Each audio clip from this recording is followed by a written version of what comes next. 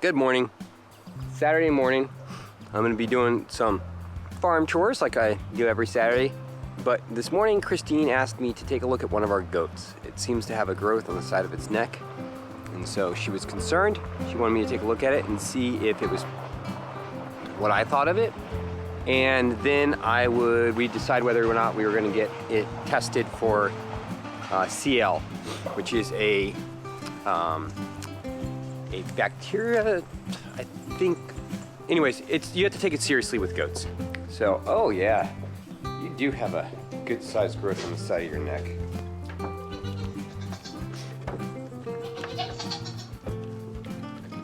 Come here. Get your head in. Thank you. All right.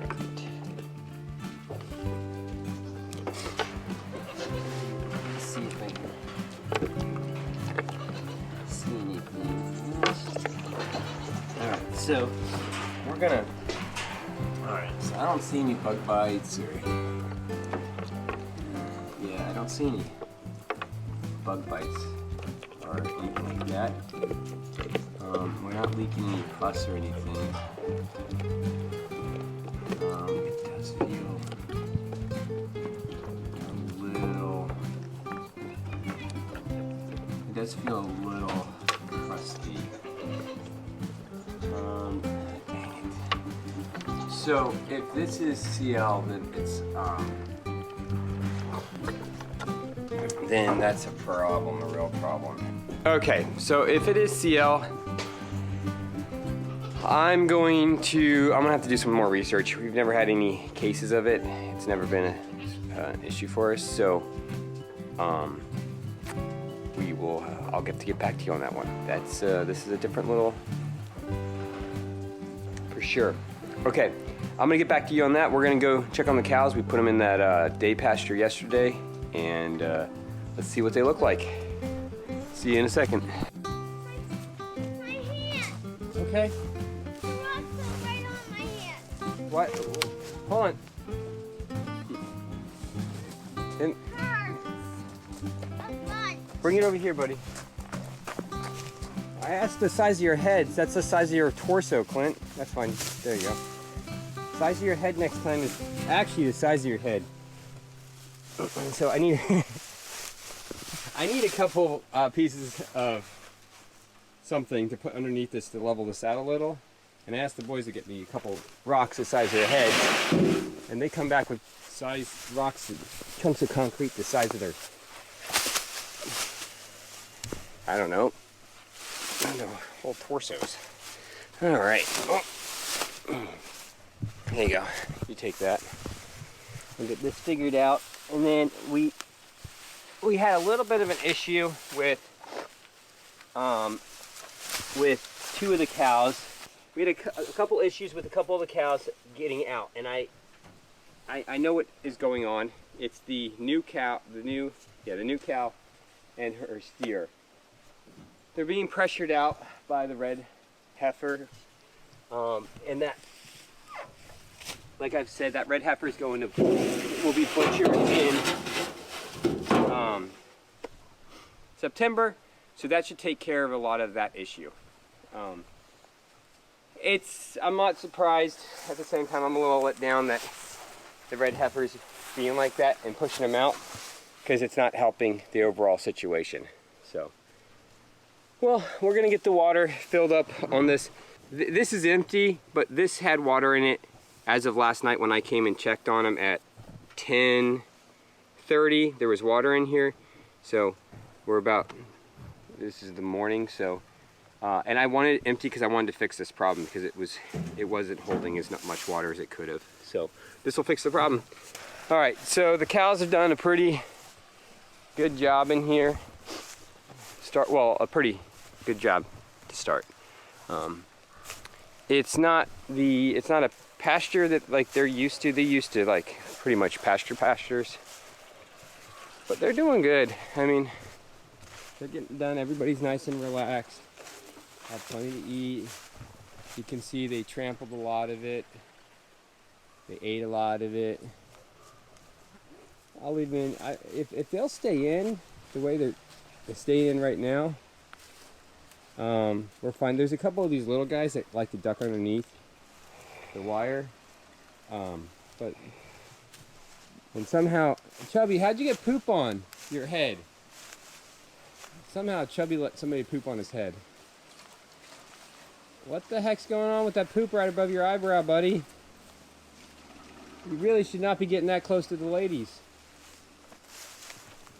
Anyways, yeah, they're doing a lot of trampling in here. Some eating, some trampling, some eating. It's all good, so. All right, well, like I said, this is gonna be a pretty lazy Saturday. You got it. Like whenever I put against the fence, I can't get it. Yeah. Well, you have to straighten the end of the hose out, buddy. Clint, help him straighten the fence is off. Yep, there you go, Clint. Well, like I was saying, it's Saturday. It's going to be a pretty relaxed day. Christine and I have a little date tonight. And other than that, I think we're going to make sure all the waters are topped off for all the animals, because next week it's supposed to be triple digits. And I want to make sure we have plenty of water for the cattle, so we're going to pull that other bucket over and put that in that pasture, so they'll have almost 400 gallons of water. So that lets me, that means that within 24 hours they're not going to consume that. If I had more cattle, probably, but I've never had them consume. Now, I have more cattle this year than I've had in the past, but I've never had them consume more than 2 containers in a day, and we were at like 116 degrees. So with 3, we'll be plenty fine for next week. We'll check them every day, bring out a couple 100 gallons of water every day, and just run it real quick. What we typically do is put like 2 or 3 hoses and just siphon it off with 2 or 3 hoses really quick. And it gives us enough time to also, we get the siphons going, then we go and move them, come back and we're done.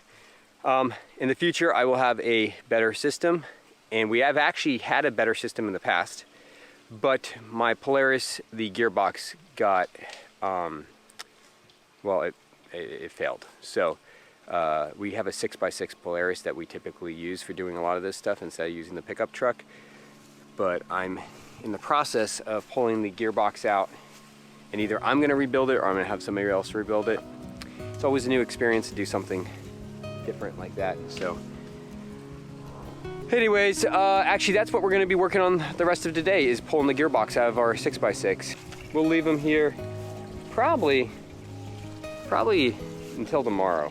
I think tomorrow morning I'll have the boys move them back to the main pasture. It's going to be a really nice day today. All right, we'll see you guys in a bit.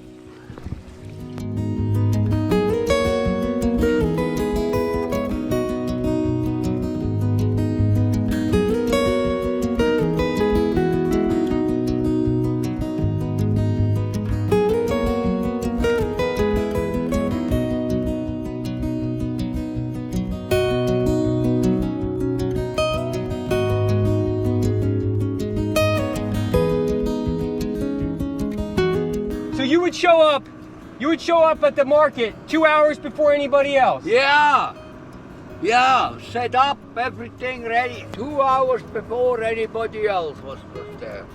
And then the people that go in the co-op and buy stuff, when they come out, they saw me all set up, and then I sold a lot of stuff to them guys. Yeah. Yeah, before the other guys ever showed up, you know. Well, the day was shot anyway, so I couldn't do nothing else. So I sold a lot of stuff to them guys. Then one day it came to a vote.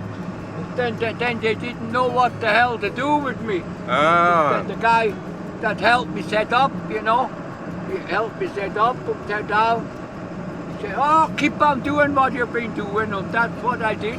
I got away another, but then I was 80 years old, you know. Oh wow. And then I quit, because, you know, you're at the market all day, and then on the way home, you kind of get sleepy, see? Yeah. And then, a couple times I got pulled over, see? And, I was kind of weaving a little bit. I told her, well, I'm kind of tired, you know. I've been at the market all day, and they let me go, see. But then that one time up there by Six Corners on the 99. Oh, okay, on 99. Yeah. I run a red light. Oh. And I thought, son of now I'm going to get a big fat tick. Yeah, and then before I was all the way through, a big flash of light hit me in the face, you know. And That'll wake you up. that woke me up in a hurry. I thought, man, I'm in for a big ticket, you know. Yeah, yeah. And you know, never got nothing. Never got nothing. Huh. But somehow the picture didn't work out or something. They never got nothing out of that. Huh. But I thought, man, oh man, oh man, I took that as a lesson. I thought, what the hell, if I ever get into a wreck like that, then I'm not so good off, you know. Yeah, yeah. So look at the cars, look at that, what did they show down? Well, I did the market, after Lydia died, I did the market 3 years by myself. That's a lot of work. Yeah, a lot of work. Who helped you get all the stuff together? Me! Nobody but me. I thought Larson helped you for a while. Yeah, that was before they screwed us up with the cider business. I had a good cider business going, 50 gallons every week. Larson, on Monday I picked the apples by myself for 50 gallons. I picked them by myself. Okay. And then on Wednesday, no. On Monday I picked the apples, and on Tuesday, Larson helped me make the cider. Okay. And then we put them right away in the cooler, you know, cooling down. And then on Wednesday I loaded all up into the truck, see? Load them all up into the truck. Yeah, and alles. And one time a guy he wanted cider apples. Oh man, I didn't have any room. I had my truck all crammed full of stuff anyway. So I had to put half a dozen big sacks. I put them on top of the truck. Yeah. Then I could do it, but I can't do it anymore. You're 91. Huh? You're 91, Herman. Yeah, that's the hell of it. I'm 91. I put all them sacks, about six big gunny sacks full of cider apples. I put them on top of the truck. Guy want to make the cider himself, you know. That time, I was doing the market in Beaverton. Oh, okay. And there I could not sell honey. Oh. I could not sell honey because everybody else, there was at least a half a dozen other farmers that sold honey. So I couldn't sell no honey there. And then when I started at the co-op on Powell Street, 24th and Powell. Yeah. You know the Powell, the Powell is a true fair. You be familiar with that? Yes, yeah. The Powell is a true fair, and 23rd is a cross street. And that's where the co-op was. Yeah. Then, when I got started at the co-op, hey, nobody had honey except then I stopped bringing honey. And we take up tansys in there too. And honey is a hell of a good crop, believe me. Yeah, yeah. First I had about 14 hives or 15 hives at one time. And then one winter I lost most of them. And from then on I just bought the honey from his school. You just bought the honey from Dan? Yeah, Okay. bought the honey from Dan. And I had an old refrigerator. I put 2 buckets in there and put heat lamps underneath. And I melted it, and then I had to fill them all up, see? Oh, okay. Fill them up. But I only sold quarts and pints. Some of them they want smaller ones, half pints. I didn't fool with that all, nothing. Okay. Nothing, I did that. And sometimes some come, oh, I want a gallon. Well, fine, you bring me the jar, I fill it up, you know. Yeah, yeah. Yep, anyway, I did apples. I sold a lot of apples too, and potatoes. If you ever do market, you gotta have a lot of good potatoes. Okay. You could develop that to a good stand right there where you are. Yeah, I'm gonna put a stand there. Huh? I am gonna put a stand there. But you gotta have apples sells good. Apples, the bus pears, pears we got. Oh yeah. Nothing on them this year, but